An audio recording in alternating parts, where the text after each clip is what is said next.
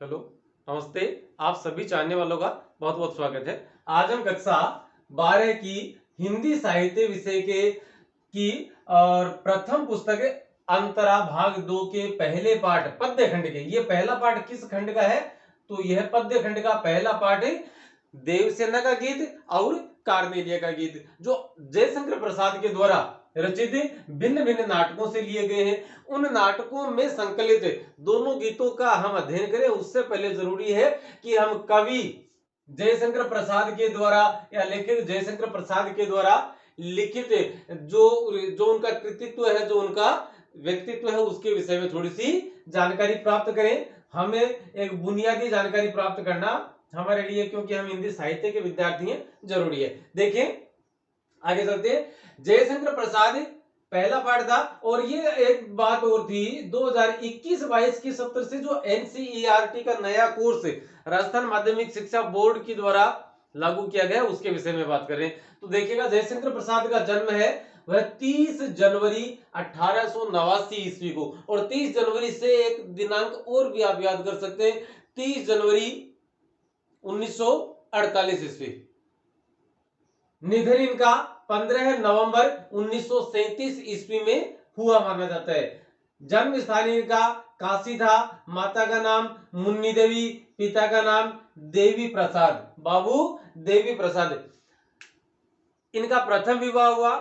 TB की वजह से पत्नी का देहांत हो जाता है और वही कपड़े गलती से पहन लेने की वजह से दूसरी पत्नी का भी देहांत हो जाता है। उसके पश्चात इनकी भाभी इनसे बार बार आग्रह करती रही कि कम से कम आप एक मानसिक जो कलह है आपके दिमाग में, और उससे दूर होने के लिए, उसे दूर करने के लिए विवाह कर लीजिए। अंततः इन्हें अपनी भाभी का कहा मानना पड़ा और कमला देवी से विवाह करना पड़ा। तीसरा विवाह, तीसरी पत्नी का नाम कमला देवी था, जिनसे एकमात्र पुत्र का जन्म होता है और उस पुत्र का नाम रत्न शंकर प्रसाद था। और उसके पश्चात 1937 ईस्वी में 48 वर्ष की आयु में टीबी की वजह से ही जयशंकर प्रसाद का देहांत भी हो जाता है। इनके गुरु अब देखिएगा क्या होता है, माता और पिता दोनों का देहांत हो जाता है। हालांकि इनका परिवार वो धनाढ्य व्यवसायी परिवार था, कुल मिलाकर हम कह सकते हैं ठीक था। और देवी प्रसाद का रुतबा तो बहुत ज्यादा था काशी नरेश के बाद, और इनकी बहुत ज्यादा मान्यता वहां बाजार में हुआ थी। अब क्या होते हैं, पिता की और माता की मृत्यु होने के पश्चात घर में ही और इनकी शिक्षा दीक्षा का कार्य शुरू करवाया जाता है। इनके जो शेष परिजन थे, दादा चाचा इनके के द्वारा।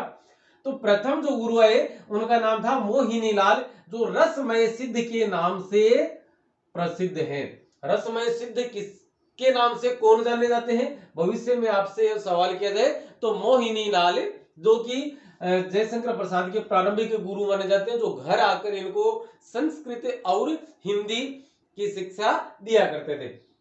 इनके काव्य गुरु माने जाते हैं बनारस हिंदू विश्वविद्यालय के हिंदी अध्यापक पंडित देवी प्रसाद शुक्ल।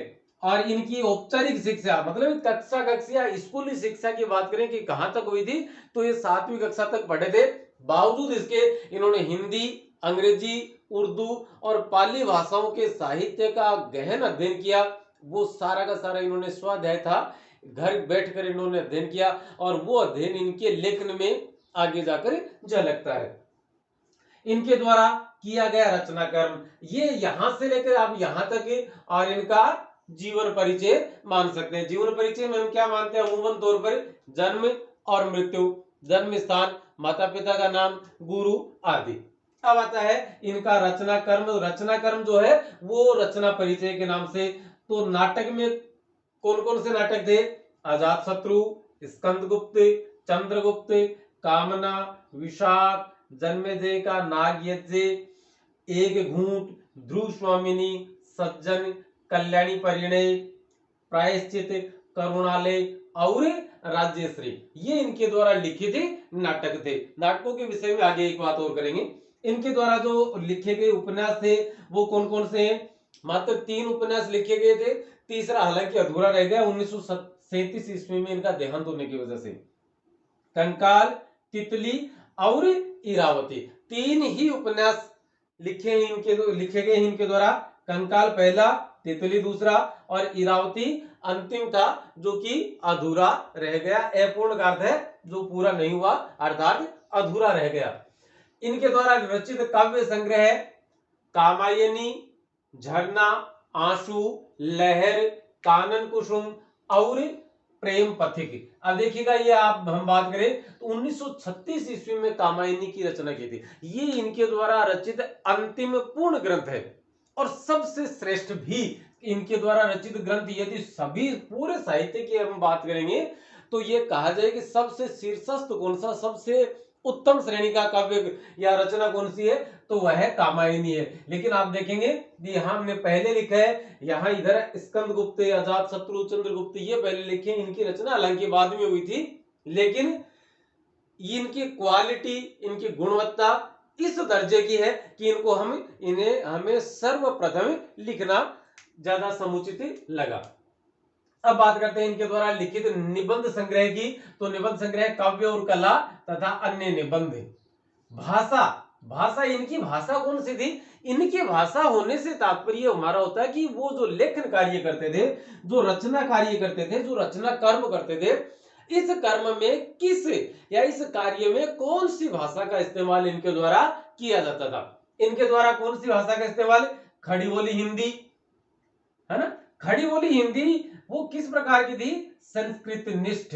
संस्कृत निष्ठ का अर्थ है कि संस्कृति या तत्सम शब्दों की प्रधानता उसमें ज्यादा रही है। आपको एक बात और बता दे, 1936 ईस्वी में प्रेमचंद का निधन होता है, 1937 ईस्वी में जयशंकर प्रसाद का होता है और 1938 ईस्वी में महावीर प्रसाद द्विवेदी का होता है। इसका मतलब आप समझ सकते हैं ये सभी समकालीन थे।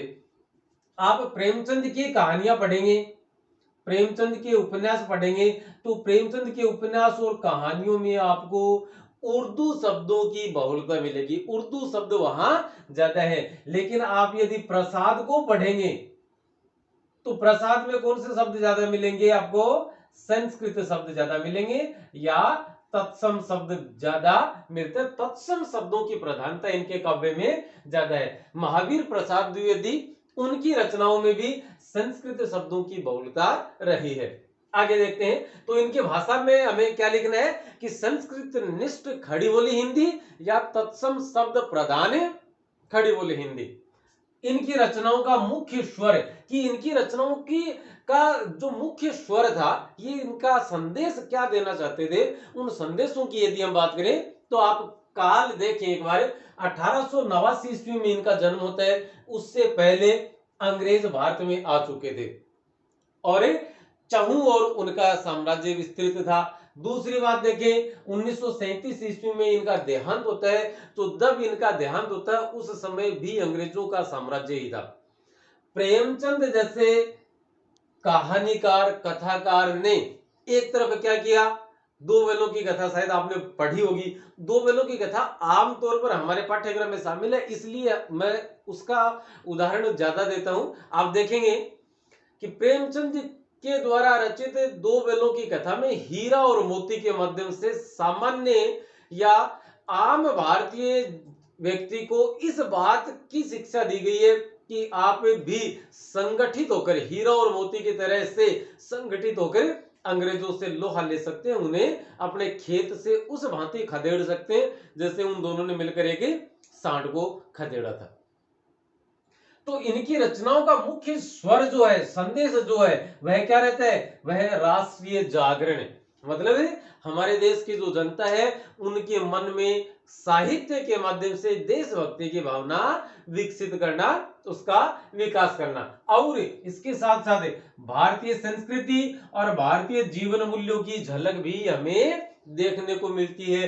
कहां? जयशंकर प्रसाद की रचनाओं में। जयशंकर प्रसाद की रचनाओं का मुख्य स्वर क्या है? राष्ट्रीय जागरण एवं भारतीय संस्कृति व जीवन मूल्यों की प्रतिष्ठापना या उनकी झलक। अब देखें इनके विषय में कुछ एक विशेष तथ्य, जो विशेष तथ्य क्या है? 5 विशेष तथ्य 4 लिखे हुए हैं, देखेंगे।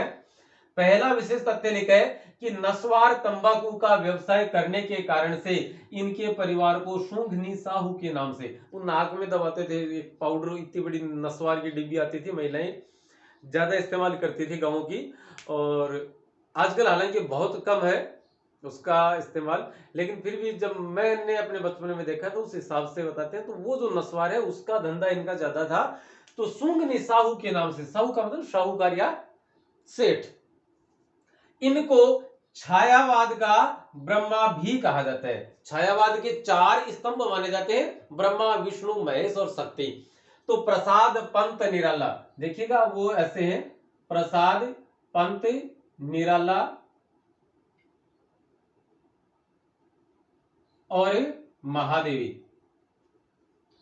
प्रसाद ब्रह्मा, पंत विष्णु, निराला महेश और शक्ति दुर्गा महादेवी वर्मा, ये जो 4 स्तंभ थे वो इस प्रकार से माने जाते हैं। तो छायावाद का स्तंभ, छायावाद का ब्रह्मा किसे माना जाता है? प्रसाद को, जयशंकर प्रसाद को। कामायनी आपकी सर्वश्रेष्ठ रचना है और इस रचना के माध्यम से कवि जयशंकर प्रसाद ने आनंद दर्शन की प्रतिष्ठापना करने का पूरा प्रयास, और वो सफल प्रयास किया है। अपने हिसाब से इन्होंने जो ये जो संदेश देना चाहते थे वो इन्होंने पूरा दिया है।